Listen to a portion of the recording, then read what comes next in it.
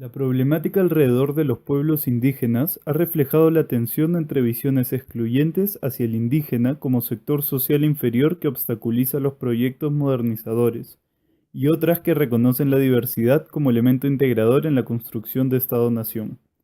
Como respuesta a las presiones y demandas de diversos sectores sociales y los pueblos indígenas ante los evidentes escenarios de vulnerabilidad social, política y cultural, el Convenio OIT 169 de 1957 surge con el fin de superar las prácticas discriminatorias que afectan a dichos pueblos, haciéndolos partícipes de las decisiones estatales que los involucran. Así, la relación Estado-indígenas se reorienta a partir del tratado vinculante que contiene tres principios básicos. Primero, el respeto a la cultura, forma de vida y de organización e instituciones tradicionales de los pueblos indígenas y tribales. Segundo, la participación política respecto a las decisiones que los afecten. Y por último, la fijación de mecanismos y procedimientos para cumplir efectivamente con el convenio.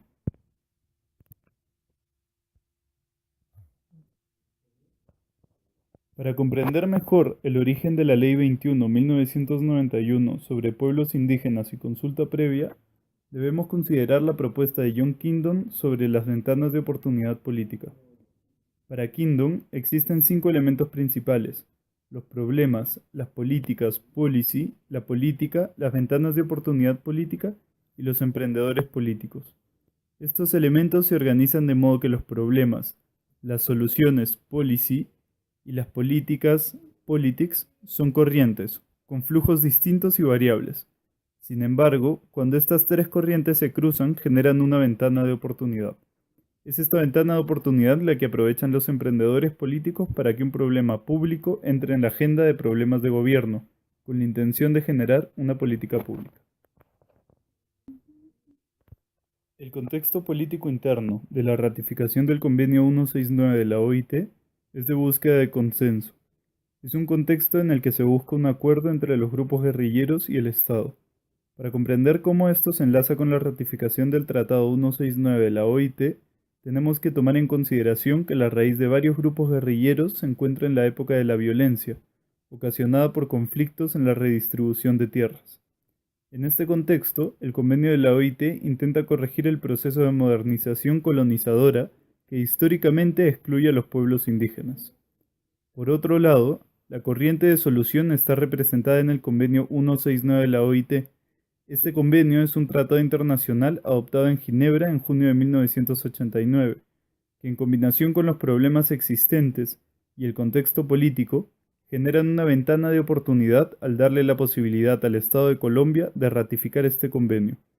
De este modo, cuando se presentan el problema de las prácticas discriminatorias y exclusión de los pueblos indígenas, la solución planteada por el Convenio 169 de la OIT y la corriente política en la voluntad de consenso crea una ventana de oportunidad para que el problema público entre a la agenda de gobierno y se formule la política pública, que en este caso será representada por la Ley 21-1991. Por tanto, la ratificación del Tratado 169 de la OIT mediante la Ley 21-1991 representa la confluencia de varios intereses. En este caso, el emprendedor político sería el entonces presidente Gaviria, ya que durante su gestión desde el 90 hasta el 1994 promovió la integración regional mediante la apertura económica. Con respecto a la implementación de la política pública relacionada con el Convenio 169 de la OIT y la Ley 21 de 1991, la institución responsable es el Congreso de la República de Colombia, ya que éste aprueba el convenio como un marco normativo rector respecto a los pueblos indígenas y tribales.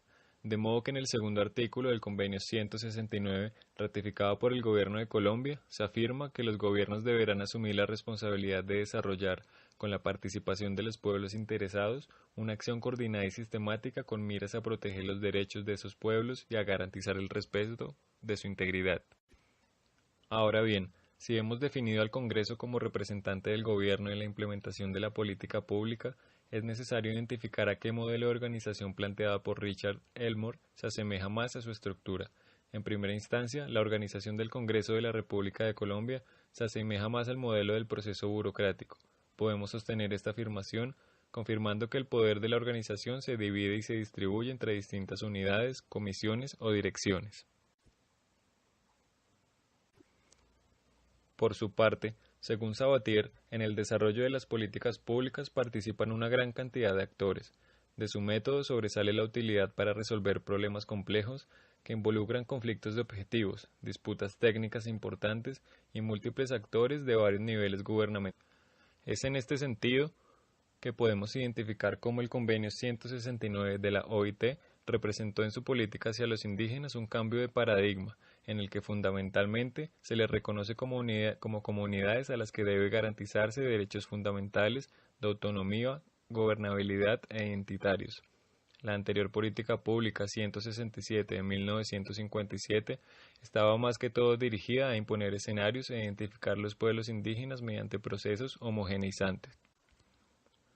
Por su lado, respecto a la brecha entre formulación e implementación, en el proceso de formulación del Convenio 169 de la OIT, la protección de todos los pueblos indígenas pretendía extenderse a todos los contextos sociales, políticos y económicos de cada Estado mediante el respeto y la aplicación de cada artículo. Sin embargo, en la fase de implementación la realidad fue diferente. Por un lado, en muchos países el convenio no fue ratificado por representar una amenaza para los modelos financieros y jurídicos. De igual manera, en los países en que sí se ratificó el convenio, sucedió una fase de exploración en la que no se aplicó de manera satisfactoria la totalidad de sus componentes, debido en parte a la escasa difusión del proyecto y a la inexperiencia de los pueblos indígenas para demandar legalmente ante la institucionalidad.